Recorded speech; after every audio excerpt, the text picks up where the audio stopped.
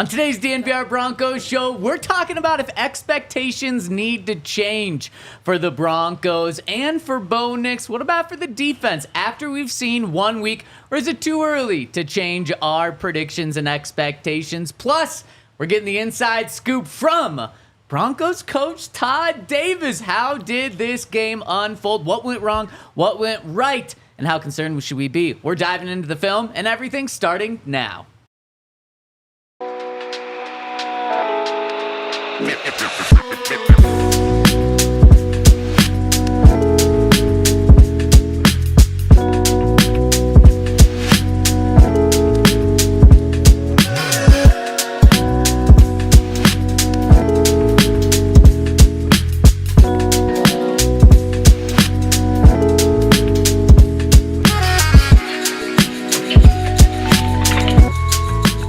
You know how I know this is going to be a good show today?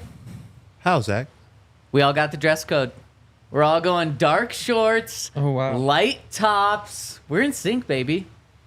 Bye. Yeah, that's what I'm talking about. You picked up on it right away. And this is the DNVR Broncos Podcast. We got Super Bowl 50 champ Todd Davis, Henry Chisholm. We got Kale behind the camera. I believe super producer Kale is the proper name there. Thank you for giving me my flowers. Yes, of course, Appreciate it. of course. And yours truly, Zach Stevens, rocking and rolling with you. We are live from the Toyota Lounge inside the DNVR Bar, and we are brought to you by and presented by Bet365. Use the code DNVR365 over at Bet365 if you're going to place any bets. Fellas, how are we doing today?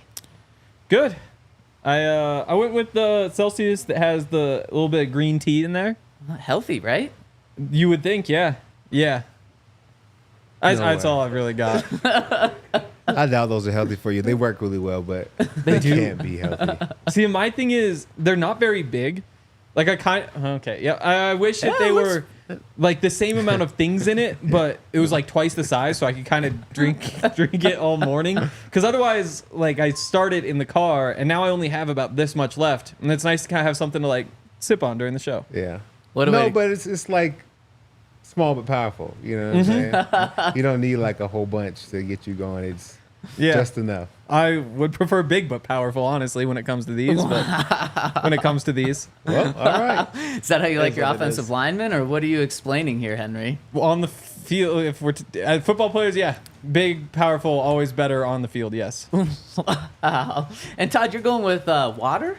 Is that your drink of choice today? Yeah. Or is I that just just straight water. vodka from No, downstairs? it's straight water. I do splash like a little bit of lemonade in there just to get like a little flavor, but mostly water, just to have something to sip on.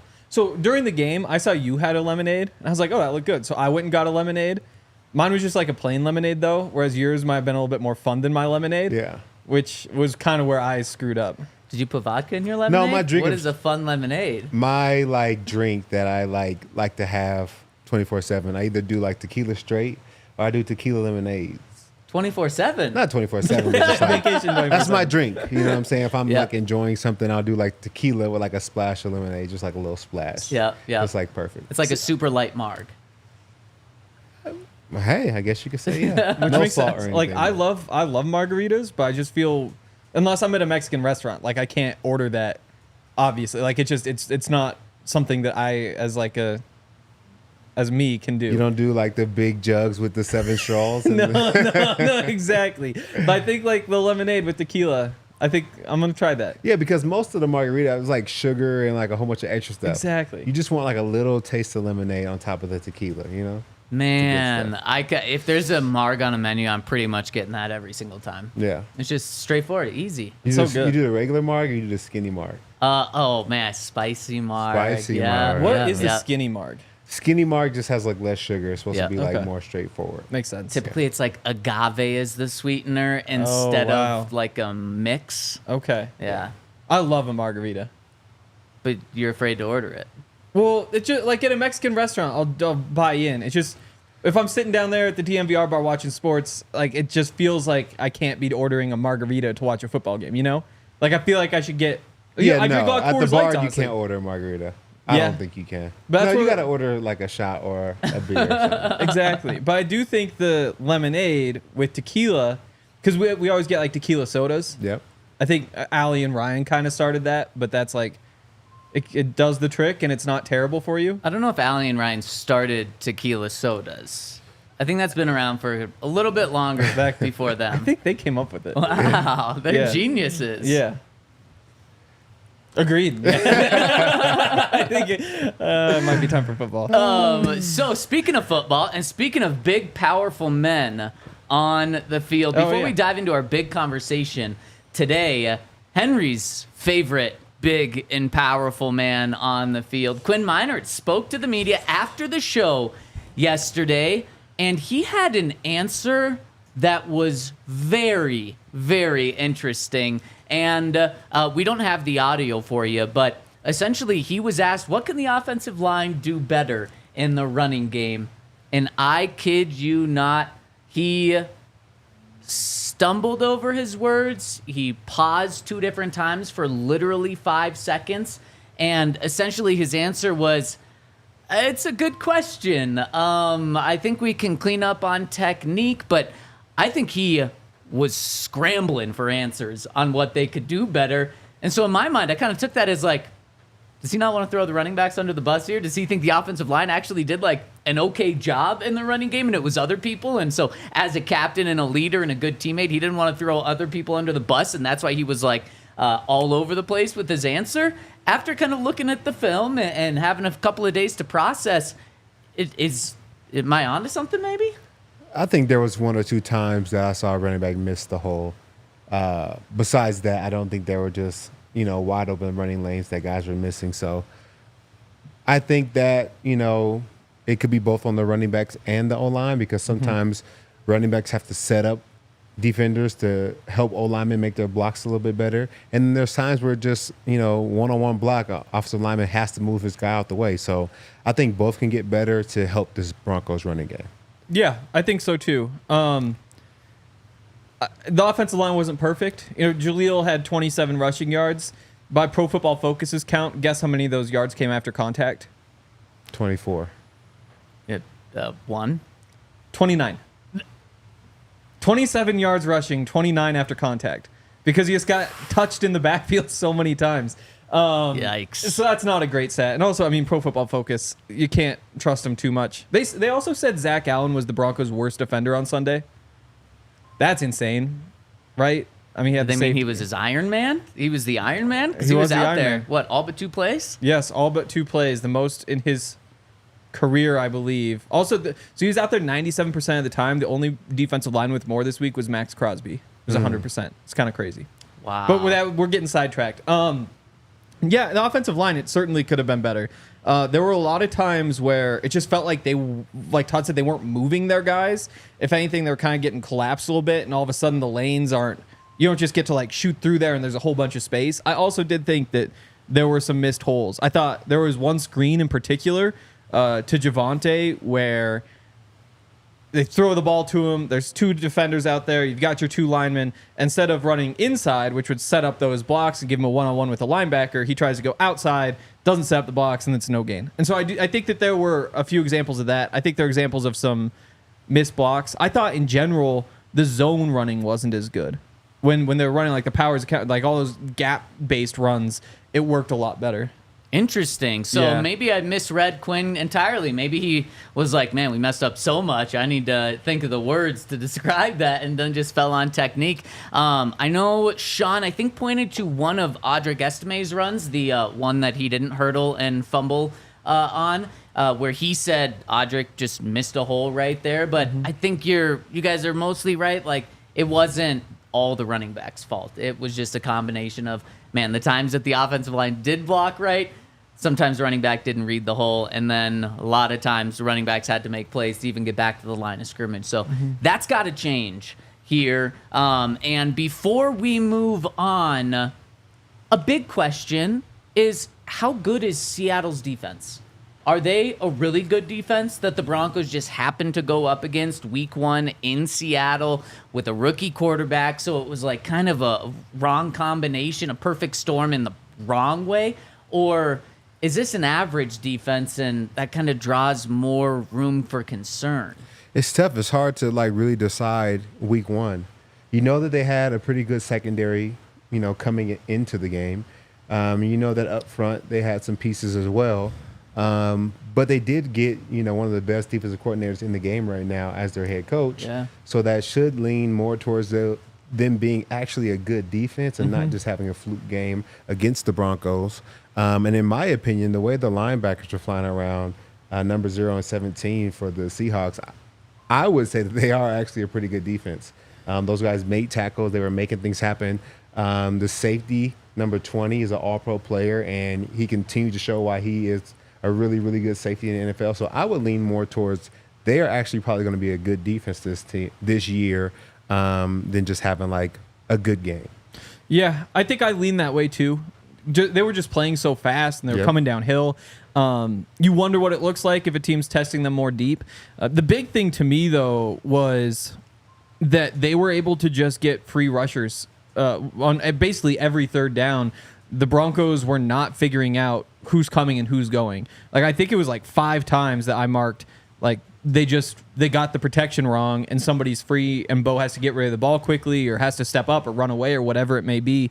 And I wonder, when Sean said twice, I guess Sunday and Monday, that the protection needs to be better to help Bo, there were a couple times that guys missed blocks, but more than there were missed blocks, there was just missed protection calls. Yeah. And so I think that might be what he's pointing at, because there were just so many times where you don't even have a chance, or a guy is about to come free downfield, but it just doesn't matter because the corner is coming free or the safety is coming free. And there was one play where you have 3 guys on the left side of the line of scrimmage blocking 1 player because the other guys just dropped out. And on the other side, you have 2 guys blocking 3. And so it's just like there's a free runner. And so I think that's something, if we're saying, are the Seahawks good defense? They're going to be able to do that all year. Like, that's what Mike McDonald does. Broncos need to find an answer there. Yeah, and I hope you guys are right about it being Seattle being a very legit defense, because that would take some concern away. Like, it was just the wrong perfect storm to start the season. But as Sean Payton said yesterday, the Broncos are facing even better defense this week with the Steelers, which we're going to dive into later this week. But let's get to our main question of the day. Do we need to change the expectations for the Broncos after we were all very darn high on them going into this season? The worst record that we had on this panel for the Broncos was Henry going with 9-8. Todd, you and I both had 10-7. I had that being good enough to make the playoffs. Do we need to change that already after week 1? Let's dive into that question after I give a shout out to our friends over at Toyota. Have you guys heard of the Leadville 100? No. Yes. What is it? So it's a 100-mile race in Leadville. Boom. Killed it. Precisely. You nailed Like that, the Henry. Indianapolis 500. Exactly. Yeah, That would be a 500-mile race in Indianapolis? Probably so. Yeah, exactly. It's gotta or at be least 500 500 around the track. 500 How laps. big's the track, though? Probably a mile. I have no idea. I don't think it's a mile. Any- A You mile were- would be a lot. Would it Maybe. be? Yeah, I have no idea. But Henry, you were spot on with the Leadville 100. Yeah, And the reason I yeah. bring it up, I was watching a little documentary on it last night. And essentially, because it's so long of a race, every person that races it has like a team that drives and meets them like 26 miles in, 50 miles in, 75 miles in, and it's in the mountains. So these teams are like driving through mountains and a lot of running roads. And one of the teams that I was watching, they had 2 cars, and they were both Toyotas. The Toyota Highlander was there, and if you need an off-roading car, Toyota's got you. If you want a in-city car, Toyota's got you. If you want a sports car, they've got the Supra. Toyota's got you. So any sort of car, any sort of terrain, Toyota's got you. And if you want to get yourself a Toyota, visit your Front Range Toyota store at a location near you. AutoNation Toyota, Arapahoe and Centennial, Corwin Toyota in Boulder, Groove Toyota in Littleton, Mountain States Toyota in Denver, Stevenson Toyota East in Aurora, and Stevenson Toyota West in Lakewood. Toyota, the official automotive partner of the NFL and the official vehicle of DNVR. And shout out to Empire today. You know, Empire has definitely got you covered for all your flooring needs, whether it's carpet, tile, wood floors. They'll definitely want to take care of you. And with Empire today, you get shop-at-home convenience, the right product for your needs, quick and professional installation, and a price match guarantee. They have a virtual floor designer, and it's a great way to see how your new floors will look in any space. It's easy. Just snap a picture and instantly see how your new floors will look in your room. And I think that's awesome because Empire has so many different floors to choose from and so many different selections. It's important to be able to see what it will look like in your space before you buy it. They definitely take care of you. They have great customer service. You can schedule a free in-home estimate today, and all listeners can receive $350 off when they use the promo code DNVR. Restrictions apply. Remember to see empiretoday.com/DNVR for details. We got some news that just came down the wire. I want to give a shout out to our presenting sponsor, Bet365. Use that code DNVR365. And the news has to do with this week's game. Mike Tomlin just told media, quote, "As I sit here today, we're preparing as Justin Fields is our quarterback for this week." Is that good news for the Broncos? Bad news for the Broncos? I don't know. It makes the game a little less interesting, I guess you could say. I don't know if either quarterback was a big threat coming in. That's the thing. Here. So I think playing Justin Fields and playing Russell Wilson would have ended up being a similar matchup.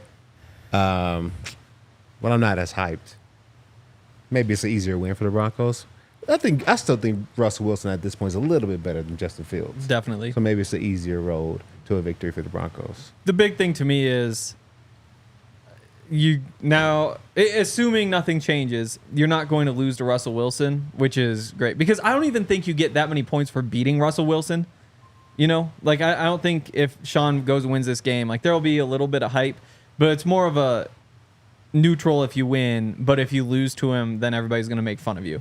So now that's just off the board. I mean, it's just like last year with Nathaniel Hackett, right? Yeah. I totally agree. Once the Jets lost Aaron Rodgers, it was the Broncos probably should beat the Jets, especially at home, especially with Zach Wilson starting a quarterback for them and Nathaniel Hackett as their head coach. Sean Payton had very little to gain out of that and everything to lose, and unfortunately, they lost everything in that game. But I totally agree with you, Henry, and I'm not so sure that Mike Tomlin's telling us the truth. And we'll dive into that a little bit tomorrow, but I totally agree with you, Todd. It takes all the sizzle out of this game. I mean, it's still the Pittsburgh Steelers, but this wasn't the Broncos against the Steelers. This wasn't Sean against Mike Tomlin.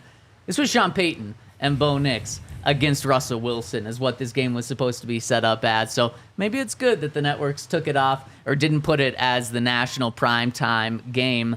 But again, I'm not quite sure on that. We're going to dive into the Steelers tomorrow, but since that news came out, wanted to throw it out there. Okay, guys, let's get into the topic of the day. Do we need to change our expectations? Are you changing your expectations for the Broncos and Bo Nix this year? For me, I think that expectations should always stay the same no matter what's going on this season. So my expectation for them is to come out, play hard, be physical, and Bo to get better every game. I don't think that should ever change no matter what their record is. Should we change our predictions? Not yet. Not yet. I think we need a little bit more time to see if they can build something to get the 10 wins this season. I think it is going to be a little tougher than we thought, but I think that we don't need to change our projections just yet. We need a little bit more time. Yeah, I don't think that they really change all that much. I think, you come into a season, there's a floor to what they could be in a ceiling. I think that ceiling probably came down a little bit. But honestly, maybe the floor went up a little bit too because we saw what the defense can do. So I right? No, I'm shocked by that. Really? I thought if you're going to make, in my opinion, if you're going to make the argument the floor came down or the ceiling came down, which I understand why you would say that. That room just shrunk. Yeah, exactly. Yeah, I think eventually get squished right where this team is. I don't think so. I think that floor, I would make the argument the floor came down as well because we saw it 100% total incompetent offense until the very end of the game. And who knows if the Seahawks were truly in more of a prevent defense where they were allowing the Broncos to slowly move down the field to burn clock off instead of just having a deep shot there. But until the fourth quarter, the Broncos offense had The Broncos had 13 points midway through the third quarter, but what did we say? We gave 4 of those to the defense, 7 to the defense because of the field goal, because of Alex Singleton's interception, which the Broncos did not get a first down on after. So that's 7. So the Broncos had 6 points midway through the third. Well, 3 to the special teams too. Okay, so the Broncos offense had 3 points midway through the third. Like, I think the floor kind of falls too a little bit. See, I thought that was very much possible though, that the offense just looked incompetent because it's a rookie quarterback, and so I think that floor, the offense they hit that floor. The defense though, I thought there was a chance the defense was totally incompetent. Just because you have some new faces. We know how the season started last year, and I think that defense probably had more talent. But the defense I thought looked good. And so the defense's floor comes up, offense's floor stays the same, offensive floor comes down, and all of a sudden it all kind of balances out, and you're right back in my mind where you started. And see, actually, I would probably make the complete opposite. I'd say the after watching this game, the floor dropped for me. I'm not ready to move the bar on the ceiling yet. And Henry, one of the things that you pointed to yesterday was a great reminder of why we shouldn't completely jump ship and freak out after one game. And so I'm going to agree with you, Todd, of why I'm not changing my prediction just yet is how was CJ Stroud last year? To start? No, how was he in the entire year, his rookie Throughout season? the entire year, he was awesome. Great. One of the best rookies ever. Yep. Henry, you pointed out he had 9 points in week 1 last year. People in Houston probably weren't too thrilled with that after week 1. And if they would have jumped ship and started panicking, they would have been totally wrong. It would have been way too premature. This was still Bo Nix's very first game in the NFL. It's clear this wasn't preseason anymore. There's a big difference from preseason to the regular season. But I'm not ready to freak out. Like that back in the day, John Elway got years to figure it out. Yeah. Now quarterbacks don't get years anymore. They might get 2 full years, but they're not getting a third. Now sometimes quarterbacks aren't even getting a second full year in the NFL. But come on, we've got to give this guy with Bo Nix and a brand new offense for him. Everyone on offense has a new quarterback that they're working with. We got to give him more than one game. We need to slow our roll a lot with this, I think. It doesn't just come down to next week either. He needs half a season, and then we'll see if he can rebound in the second half of the season. If we see no life, if this is the Bo Nix and the offense we see all year, oh no, big trouble. We're talking about a quarterback next offseason, but we have months and 16 other games to go until we get there. So I'm actually not changing the ceiling of this team. I personally think the floor has fallen, and what's that saying? I might get this saying totally wrong. Fool me once, shame on you. Fool me twice, shame on me. Yep. So I'm putting my trust in the Broncos once again against the Steelers. It might change next week though. If they go 0-2 and it kind of looks like incompetency on offense again, not just with Bo, but with the running game, and Bo Nix is the leading rusher because Javonte Williams and Jaleel McLaughlin can't have over 30 yards individually, I might be totally changing my record prediction, but we probably should have predicted a little slow start for this team. But, man, I got to see some increase this week. Going back to CJ Stroud, like it is true, like there's growth and a curve, and the first game wasn't great. He's also played 18 games now, and he's never had a 47 passer rating. So they're like... Do you have his stats from week 1 of last year? Yeah, 28 of 44, 242 yards, no touchdowns, no picks. Sounds pretty nice. But again, 78 passer rating. It's not like it's great, but it is. You said 26 of 44? Yep. Bo Nix was 26 of 42? So obviously for a lot more yards. Yep. But how often was Bo Nix given an opportunity to really rack up yards? A couple of times. A couple times. 8, I think, is when passes went 8 or more yards down the field. He was 2 of 13 on 8 or more yards downfield. 2 picks. But there were opportunities. Yep. But there were so many screens called to Jaleel. There were a few screens called. He was 9 for 9 at the line of scrimmage or behind. Yeah, that's what I'm saying though. That Sean really slow played it, which I don't think is the wrong thing to do with Bo. I just think they probably gave a lot more opportunity to CJ Stroud in that game. They could have. It is just one of those, though, where it's like, you hope that it just keeps going up. But the other thing about floor is that I don't think a floor can go down because otherwise it wasn't a floor in the first place. You know? So your floor is 0-17 for this team? Well, a floor is just like it's the same incompetent offense that has been for forever. And I think this week it kind of was. I don't think that means that it will be the rest of the way. But I think that we saw maybe the worst case scenario, or pretty close to it. Obviously, there could be another pick, there almost was. There could have been 3 more picks. Yeah, I will say, in going back through, So I think the floor got low. there's the one to the boundary to Josh Reynolds. You can't see it in the TV broadcast. He slips at the top of his route.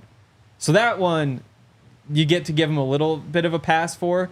The one that's to the linebacker, it's just like a straight cover 3, and he just hits Dodson basically right here. That one's bad. That one is almost worse when you go back and watch because there's really no excuse. But yeah, I'm not out on Bo Nix. I think that this could turn around pretty quickly because I do think that there were a lot of things that did go well. But yeah, I also think that the fact that you aren't where you want to be right now means that there's going to be a bit of a curve, and that just means the ceiling for the whole season is a little bit lower because you're probably not all of a sudden going to be a team that puts up 35 points on the Steelers this week. You know, you just hope that by the end of the year, you're kind of threatening that level. So, Todd, Henry thinks that the ceiling is lower. I think the floor is lower, but the ceiling's the same. Henry thinks the floor is the same. Help us out. Break the tie. What do you think of this? I honestly feel like the ceiling is probably the same. I don't think there's enough of a sample size to bring the ceiling down. Like, there's no reason why they can't be 10-7. I mean, they have 16 games ahead of them. Yep. There's no reason why we should lower the ceiling just yet. But the floor definitely got lower. Really? Like, I think it wasn't as polished as we thought it would be for week 1. So I think the floor for a lot of us was that 5.5 win mark. And I think there's a little bit of movement in the floor to where maybe I could see us winning 4 games or 5 games. Like, unfortunately, that's what I feel about, the ceiling and the floor. Okay. Rebuttal? I thought there was a chance they're only winning 4 games of 4, so I guess that's why the floor doesn't move to me. This game and why the floor kind of dropped a little bit for me, and I'm not changing my expectations. I'm gonna let the Broncos burn me one more time before I change my expectations if that's gonna happen. But why I think the floor dropped is in this game, when I was watching this game and then thinking about this game, I was like, a couple of times across my head, I was like, damn. Were some of those national media members and rankings right? That this is the worst roster in the NFL? I'm not giving them any credit. I'm not buying into it yet, but the thought did cross my mind. And if that's the case, then I mean, like, what? That's a 3-14 season, a 4-13 season. If those things are right, I'm not buying into it yet, but just the thought did cross my mind, which is like, oh God, no, that can't be. That can't be the case here. Okay, you're telling me to calm down. No, don't give them any credit. And let's not say the floor dropped. It just settled. The soil settles a lot in Colorado. Yeah. It just settled a little bit. Yeah. The pool's just a little bit deeper than we thought it would be. The defense really did a lot of work. That's why I'm not saying that all the national people were right. Like, they might be right about the offense. Like, they really might be one of the skill position players are probably pretty close to the worst in the NFL. I didn't watch a Panthers game, but that's where you'd look. Defensively, they have enough talent to be good. They don't have enough talent to be good really easily, but they have enough talent that they can be a good defense. Okay, I like that. And we'll end that there. But we've got my favorite segment of the week coming up and debuting for the first time in the 2024 season, where Todd is going to take us into the tape. And the awesome thing about this is no one knows the tape outside the Broncos building better than our guy, Todd Davis. But first, want to give a shout out to our friends over at Game Time. Do you guys think ticket prices will drop if Russell Wilson, in fact, does not play for the Broncos Steelers? Do you think ticket prices will drop? Yep. Yeah. I think so too. And especially the closer we get to the game and the more it seems like Russell Wilson is not going to play, our friends over at Game Time are going to have those tickets for you. And why it's called Game Time, at least one of the reasons why, is the closer you get to game time or showtime, the better the prices get. So if you want to go to Broncos Steelers this week, make sure to use Game Time's app and or going to their website, gametime.co, and they've got a new feature called Game Time Picks, which really helps you narrow down the best seats, the best value, the best price tickets on their app. Use the code DNVR to get $20 off your first purchase over at Game Time, or you can check them out at gametime.co, especially if you want to go to this Broncos-Steelers game this week. Game Time takes the guesswork out of buying tickets with their all-in feature that you can do, and of course, terms apply. Again, create an account and redeem code DNVR for $20 off. Download Game Time today. Guys, what time is it? Game time. Boom. Said guys, but I got you. Game time. Oh, thanks for listening to me, Henry. Do you guys know Thanks for what? always having my back, Todd. I got you. Do you guys know what par baking is? No idea. I don't even know what realm of life that is. It's You get- baking life. So Primo Hoagies, they bake their bread daily here in Denver, of course, like in the shop. But first, they ship all the dough in weekly from Philadelphia. So they par bake it in Philadelphia, which is where you partially bake it and freeze it really quick. And then instead of cooking it all the way, they only do like 80% and then ship it. So it's nice and fresh, but you still get it's like a real Philly hoagie. One of the really cool things about Primo Hoagies, they use the highest quality meats and cheeses. Their ingredients are guaranteed to elevate your sandwich. And they aren't just good, they're a grade above the rest. With A-grade ingredients, you won't find a better hoagie anywhere else. Come taste the Primo difference for yourself. They're awesome. They cater. They have the hoagie trays. Prices are flexible. They can fit any catering budget. And they are everywhere that you need them because you can order through third-party delivery platforms or actually just straight through them through their new app. If you do that, you should join the rewards program, Primo Perks. You'll never miss out on any special deals or daily promotions. So get ready for mouth-watering deals at Primo Hoagies. Right now, grab our special combo, one Primo-sized hoagie, a 1-ounce bag of chips, and a 20-ounce drink, all for just $15.99. Don't miss out. Swing by Primo Hoagie Centennial today and treat yourself to the perfect lunch meal. All right. Shout out to our friends over at Bet365 for presenting this show. Definitely not preventing anything. Yeah, no, they are powering this show. Use the code DNVR365 over at Bet365.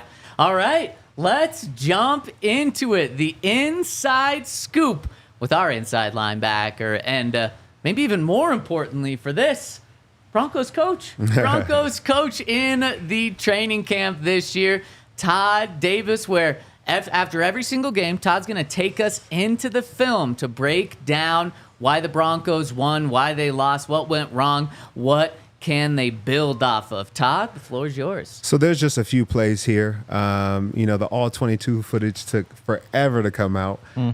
So we went to the game footage and were able to put together some plays for you guys. First off, I just wanted to kind of briefly get you guys to understand, why the game spiraled or what happened within the game. So this is the Broncos kind of starting the game off. They're in their penny package, which means there's 5 down D linemen. You got 3 D linemen, 2 outside linebackers, and you got a 1 inside linebacker in the game. And this is really a good package for the Broncos because it's good at stopping the run because most of the O linemen get one-on-one blocks or D linemen get one-on-one blocks. Plus, you can run any coverage you can think of out of it, so it's just awesome all the way around. Wait, really quick, Todd, why is it called penny? I don't know. I think that a lot of the packages are based off of coins. So you got nickel, you got penny, you got dime, you got you know what I'm saying. Yeah. So I think that's Quarters. Quarters is the coverage, yeah. But a lot of the different packages are based off coins. Okay. I was thinking about this because it is weird. They're all weird, but nickel means 5 DBs. Yeah. Dime, you add a 6th, which is worth more money. No, it's not thought. It's not thought out. It's not thought out. No, They're just trying to keep it in the. But then you have coin a family. quarter defense, which is 8 DBs, which is quarter. But then so penny was just like nickel because same number of DBs, but there's 1 less linebacker replaced with a rusher. Yes. So in theory, you're even less athletic overall, and so you go less than nickel to a penny. Wow, Well, so it's all based on sort of. how athletic I've your never defense thought is. about No, I've tried to. It how doesn't it really make equates sense. to the worth of the coin. I can't I'm lie. trying to galaxy brain this. I really No, do. I think that it makes sense. And so you think lie. this is a strong package for the Broncos? I think this is an awesome package for the Broncos. I mean, they have Pat Surtain, the best DB in football. I think Riley Moss, a really, really strong DB. But it doesn't mean they have to play man-to-man on the outside and let these guys rush. They can run whatever they want to out of this same package while also being very, very good in the run. So I think it's great for them. This right here is Alex Singleton's pick. And this was just showing, like, why did this pick happen? So they're in a zone coverage here, and Alex is sifting in between the hashes, what we like to say. And they're running these deep daggers, which means you get a vertical by 2 and you get like a 12-yard in by number 1. But the reason why he gets his pick is because DJ Jones has a one-on-one block, which many of the D linemen do because of this penny package. So both tackles are on the island, one-on-one block. And the rest of the interior D linemen are all on one-on-one blocks. So it's basically like, if you choose to throw in this package, you better throw it out quick because everybody's hunting and going. If you choose to run, I don't really know where you want to run. Alex Singleton is running over the top, making all the tackles. So very, very good for them. And I think that DJ Jones makes this play because he's able to win his one-on-one block. He does like a lockout and pull, so he locks his body out and pulls his body through using the old lineman's body weight. He's able to get to the quarterback, cause the air and throw, and that's why this play works so well. So it's one, the defensive call I think was great to get them in one-on-one matchups to start the game, and then 2, just DJ Jones coming off and beating his man one-on-one. And that's the thing I feel like with a lot of these Broncos interior D linemen. I don't know who's blocking DJ Jones one-on-one. I don't think anybody can block Zach Allen. JFM is very good one-on-one, so this will be a strong package for the Broncos throughout the entire season. Yeah, and you're getting rid of a linebacker to do it, which, like, Cody Barton, Christian Welch didn't have great games, so it kind of makes sense that you would want to get those 5 on the field at the cost of a linebacker. Like, it just seems like a good trade-off. The weird thing about this, though, is that the NFL counts 5 rushers as a blitz. And so officially, the Broncos blitzed 50% of the time against Seahawk passes, which is the highest rate of any team in the NFL. But most of those blitzes are just the 5 guys who are on the line of scrimmage are going. So it's not really a blitz in the first place.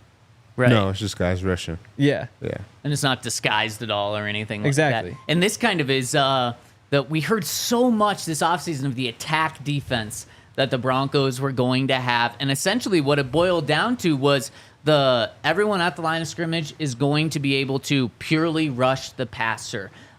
Instead of having to manage gaps and then try to help hold gaps or plug holes, it was just about everyone gets to rush the passer. And DJ Jones thought he was going to benefit greatly from this. And just the second play of the season, he benefits greatly from it. Yeah, for sure. It's going to be good for those guys. They're going to be hunting all year, so it's a great package.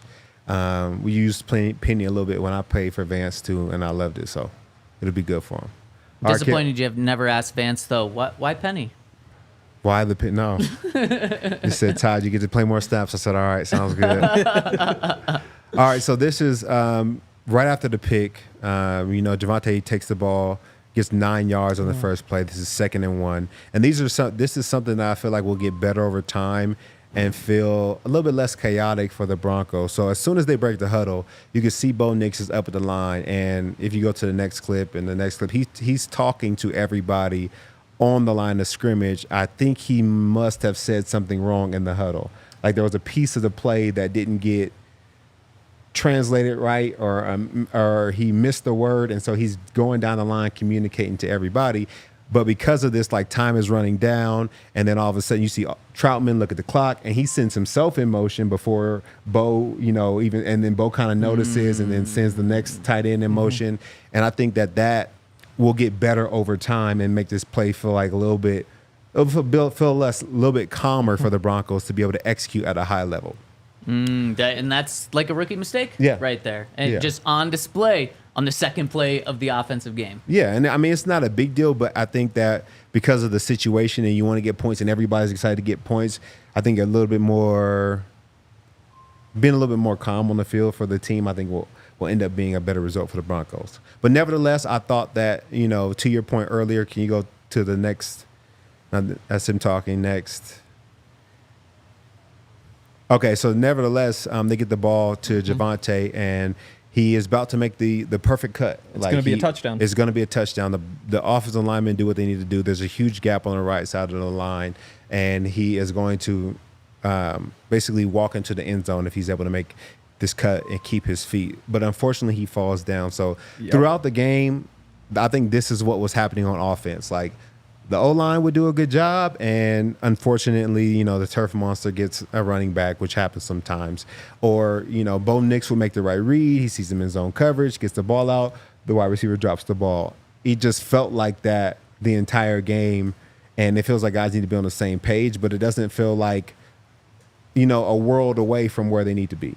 Right. Yep. And then, how does this game go if they get a touchdown on this drive instead of a field goal? Sean Payton really talked about momentum shifts in this game. And obviously the Broncos had the momentum at the start of the game and for the entire first half. But what happens if the offense does punch it in on this? We might be talking about a whole different ball game. And Javonte talked after the game. He said, I was talking to one of the players on the Seahawks after the game, and they said they got new turf and it was slippery. You still have to keep your feet. You still have to make plays.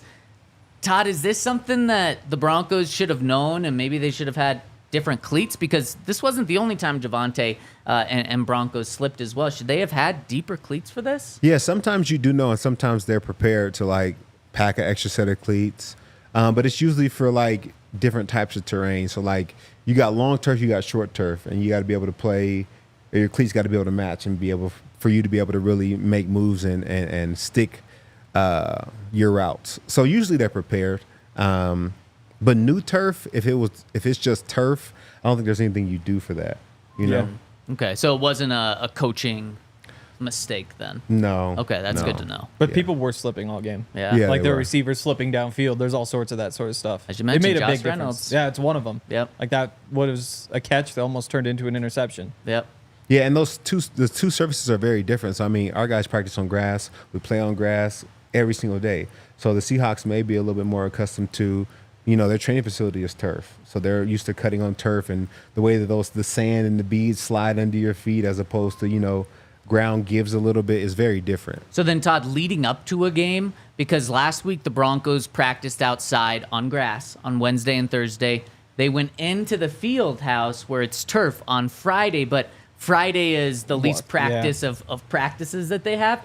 Do you think that it would benefit them to practice inside Wednesday, Thursday, and Friday when they play on turf that week? It's tough because playing on turf, they say, is bad for your knees. So you actually don't want guys playing on turf, or you want them playing on turf as little as possible.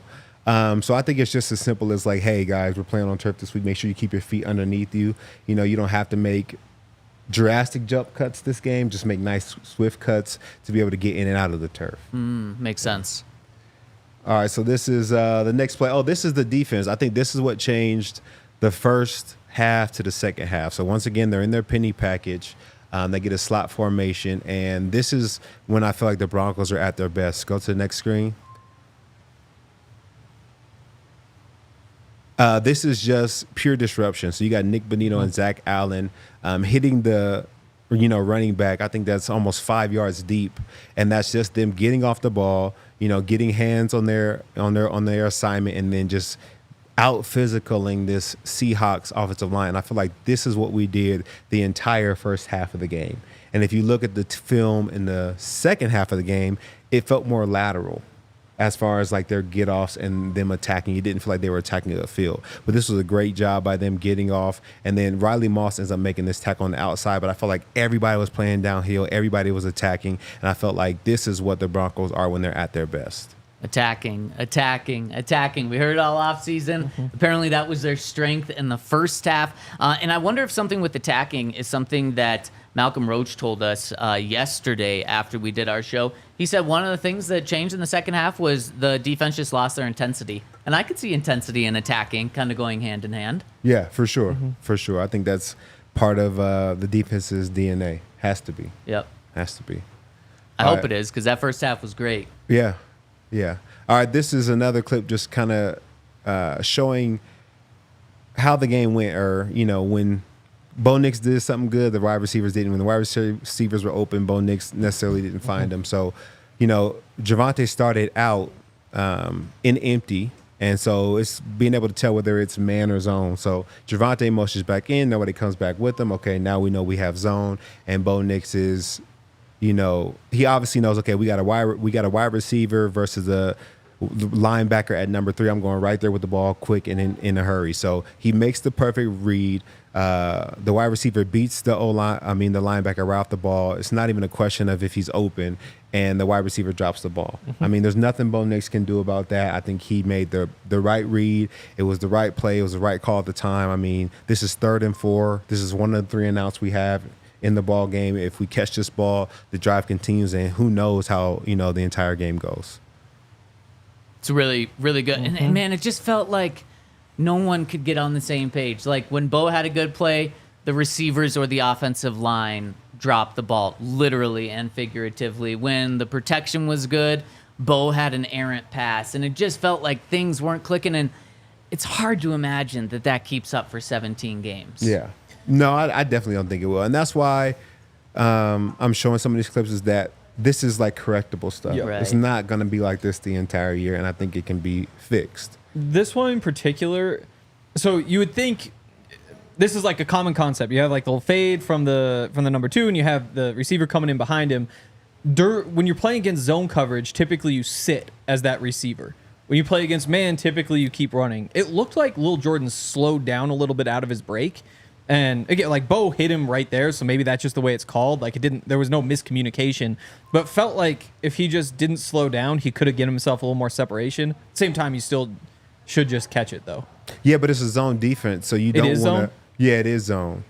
So you don't want to run it. You don't want to run necessarily out of this zone into the next defender. Okay. Yeah. Because it looked like maybe. I So- trust your judgment. Yeah, because the Yeah. inside linebacker's right there. I mean, the safety's coming down, but I think he has time, and he just needs to turn around and catch the ball quick. Yeah. Next play. This is one where I feel like, Bo does a right thing by stepping in the pocket, but I don't know where he's supposed to go with this football. This is like a dice route. So a dice is basically like you look at a 5 dice. Yep. That's the kind of route they're running. You got like a spot, sit down kind of over the ball. You got two flat routes, and then you got 2 deeper routes creating the dice on the field. And if you go next, I mean, there's a body on the body. There's nowhere really for him to go with this ball. And at the same time, the O-lineman didn't do so well this play, so now he's getting pressure, has to step up. I think the best thing he could have did was try and get the ball to this, flat receiver or running back in the flat all the way down at the bottom of the screen. Yep. But nevertheless, he's under duress. He steps up. He tries to make a throw. I mean, this is where you just say, bad play, move on. But at the same time, you wish you had more time for Bo to find, this slot receiver running vertical, and that corner, eliminates his coverage and is kind of squatting instead of getting deep. Maybe he can find that if he has time. It just didn't work out right here. And that receiver at the bottom is Michael Burton, which is why the corner just kind of leaves him. Yep. So it's like, what are you trying to say? Say it. Say it with your chest. It's Michael Burton. He's a real Nate Atkins out there. You love Nate Atkins. I do, No yeah. one's a bigger fan of Nate Atkins Oh, totally. than you. But I wouldn't say.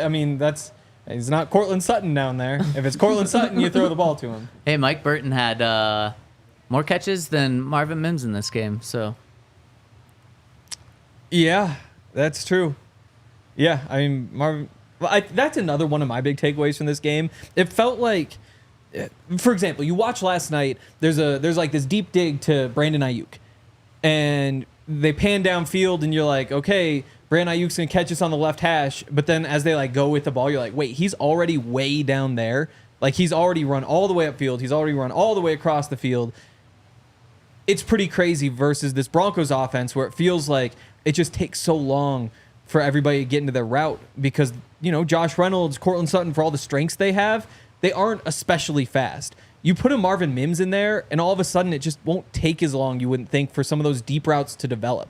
And you don't have to sit back there as long. And that to me is the biggest case for more Marvin Mims or Troy Franklin. It's just that these plays take an extra half second, and that's when the pressure gets there. And I think with them, I think they're big on alignment.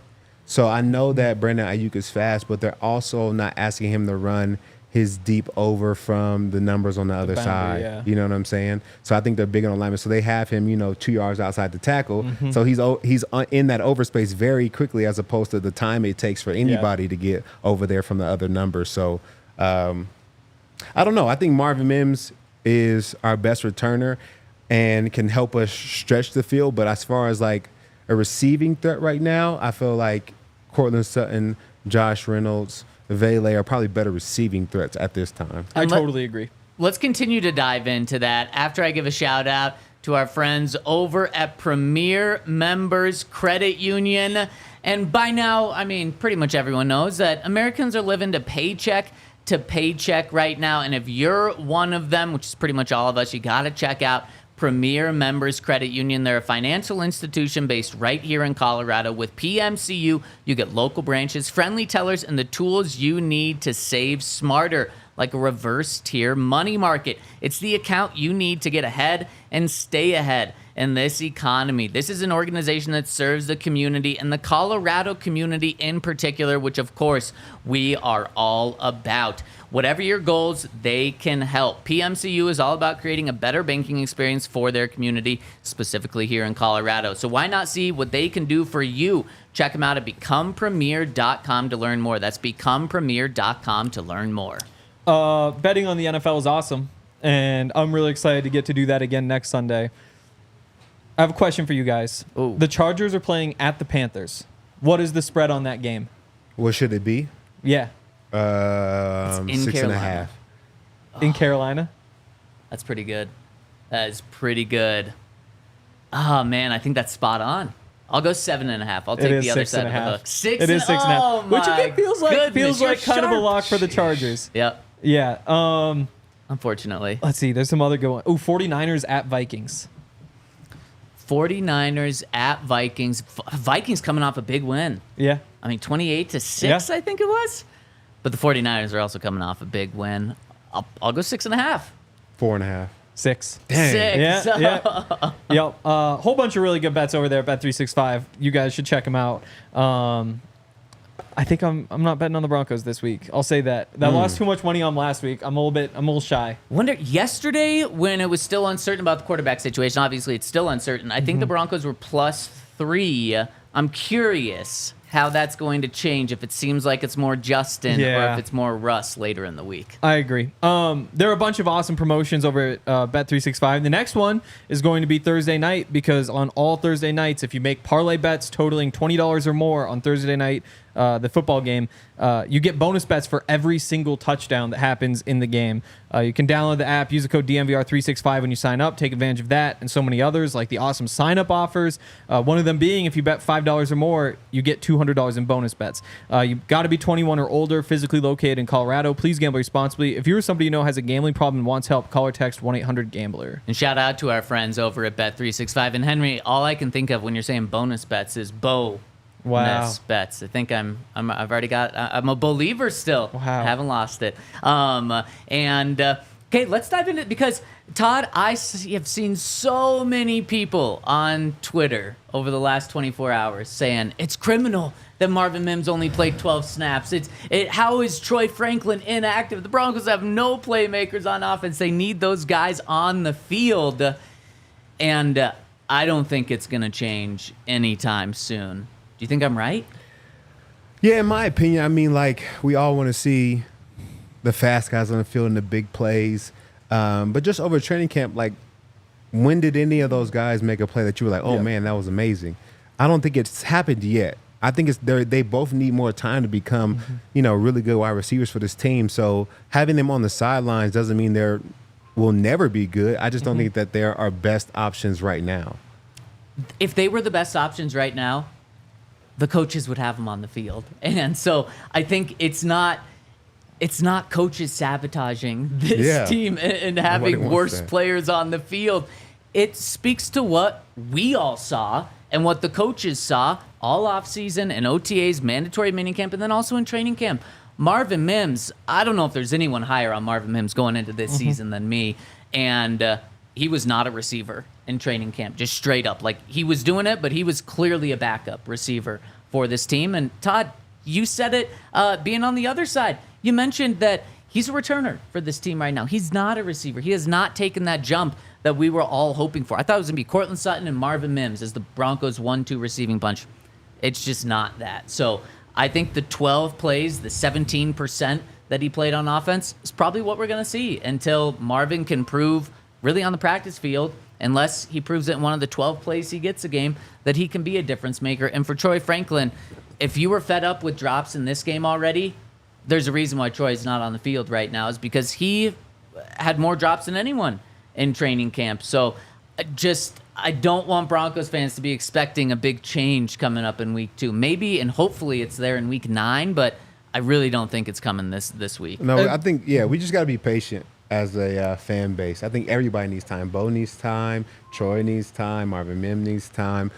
We're still building. We're not necessarily a young team. We talked about that, but we do need time to put this thing together. Yeah, and for Bo, you want big receivers who are big targets, who are tough to miss. Marvin Mims as a little guy, even if he does get open 15, 20 yards downfield, he's a lot tougher to get the ball to than some of these other guys just because the target is so much smaller. For Marvin, last year, we knew going into it that he had a very limited route tree, that he could run deep downfield, or he could take jet sweeps or little screens, that sort of thing. But that was about it for him. And so during the season, we saw that exact same thing, that he just wasn't a multi-dimensional player. And so this whole offseason, you kind of hope that he adds some of that stuff to his game. And during training camp, we didn't see that he had. So hopefully he does get some opportunities to show that he should be on the field. But we just haven't seen enough to say he can do all the various different things that a starting receiver needs to be able to do. Man, if only the Broncos had a guy that was a big body, like you mentioned, Henry, that was a starting receiver and that had good hands. If only there was a Tim Patrick or something on this team. Man, it seemed like at least in week 1, the Broncos really missed him. Oh, man, that was tough. But I love this show. And let's finish it out by hitting Super Chats right now. And speaking of our friends in the Toyota chat, hit us with a thumbs up. We've got a ton of people tuning in. Hit us with a thumbs up. And this Super Chat coming in from my best friend, a cat, Aaron Palmer, who has a cat as their profile picture, which I'm a big fan of, says the Broncos pre-snap motion rate on pass was only 21%. The Chiefs, Dolphins, and 49ers are at 70% and above. Is pre-snap motion not a part of Sean Payton's offense, and should they do it more? I don't know if it has to be. I think that he's been a very successful offensive coordinator for a lot of years, and if you look at a lot of Drew Brees' film, there wasn't a lot of motion on there. If you watched the Jets games yesterday with Aaron Rodgers, there isn't a lot of motion. Some of these guys that have played or coached in the NFL for a long time do a better job of kind of understanding where guys are when you spread the field out and they get a big picture of what the defense is in, and then kind of are able to pick you apart from there. I think for Bo right now, he's still working on understanding defenses. So just giving him a clean picture and something stable and allowing him to try and find the best read, I think is still the best option for him. Yep, I totally agree. And that's Sean talked about this about a month ago and basically said there are perks. The biggest reason he uses pre-snap motion is because he wants to run one of his core plays a lot of different times. And so you just make it look different before the snap so that the defense doesn't know what's coming. He also said, though, that it depends on how much the quarterback can handle, the rest of the offense can handle. And you called it out on one of the earlier ones. Bo didn't see that there should be a motion or didn't get into it quickly enough. It just puts more on his plate than you need to at this point. But Sean Payton's offenses typically do have more motion, and I'd imagine that we'll see that at some point. It's just too soon for Bo. Make it easy for him. Totally agree with you guys. We are 5 days, 3 hours, 25 minutes, and less than 50 seconds away from kickoff. Love that we've got that kickoff tracker going on the top left corner of our screen. I love everyone that tuned in with us today. Todd, awesome breakdown. Henry, great analysis. And Kale, thank you for rocking. Sorry, super producer Kale, thank you for rocking and rolling with us today. We'll be back tomorrow, 10 a.m., where we're really diving into, do we want Russ? Do we want Justin Fields? And will the Broncos bounce back with our guy, Brian Baldinger? So tune in with us tomorrow. We'll see you at 10 a.m. Have a great Tuesday. all silly like the mayor.